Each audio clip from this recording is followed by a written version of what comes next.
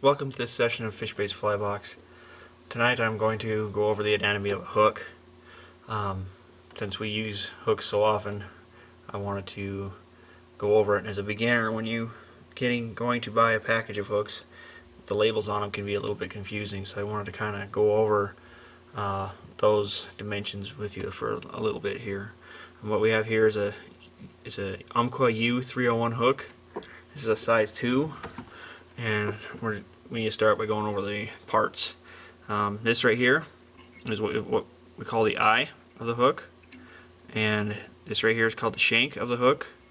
The shank usually goes back about to, typically the bend starts where the barb is, so go straight up, and that's about where the bend starts. And from all the way down here is known as, it's called the bend.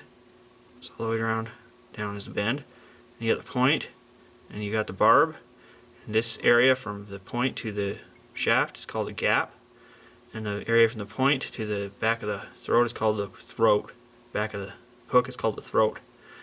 And when you're seeing, hook sizes are based off of the standard hook, and what the standard hook entails is if you take this gap and you take two of them and you line them up across the shank, that'll give you your standard hook.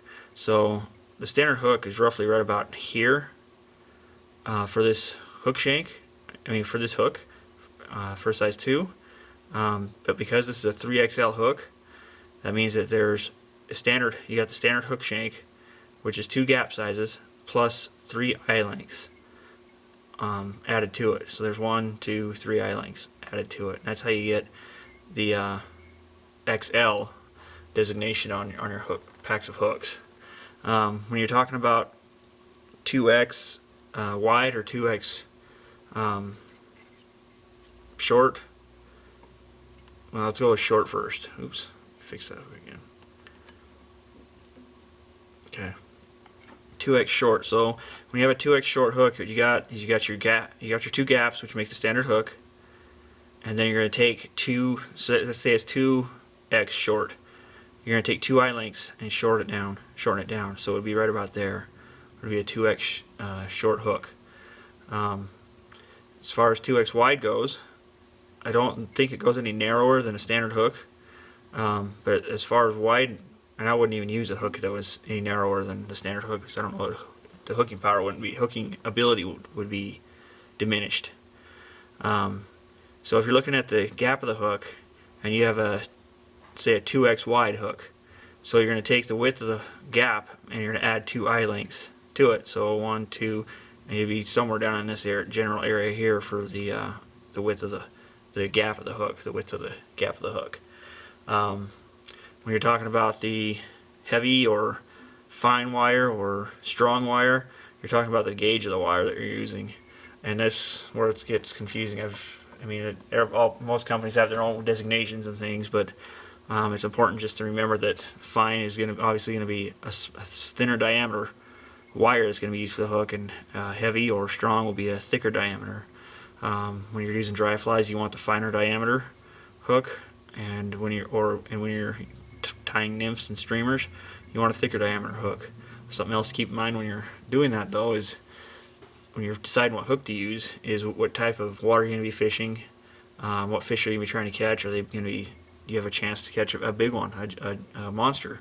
If you do, you might want to use a thicker gauge wire, because if you catch a big one on a fine wire, your probability of the hook bending and losing its bend and losing the fish, or the hook breaking, becomes greater if you use a finer wire. But on second thought, if you use this thick wire, you have a higher, for spooky or picky fish, they may not like that too much.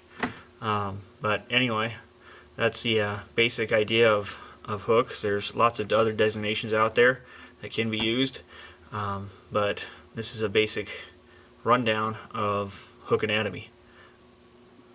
And here's a quick diagram of what we just talked about. Shows the different dimensions for a hook length, the standard hook length, and 3XL, and the eye and the gap plus the gap equals 1 standard hook length, and it just gives you a good rundown.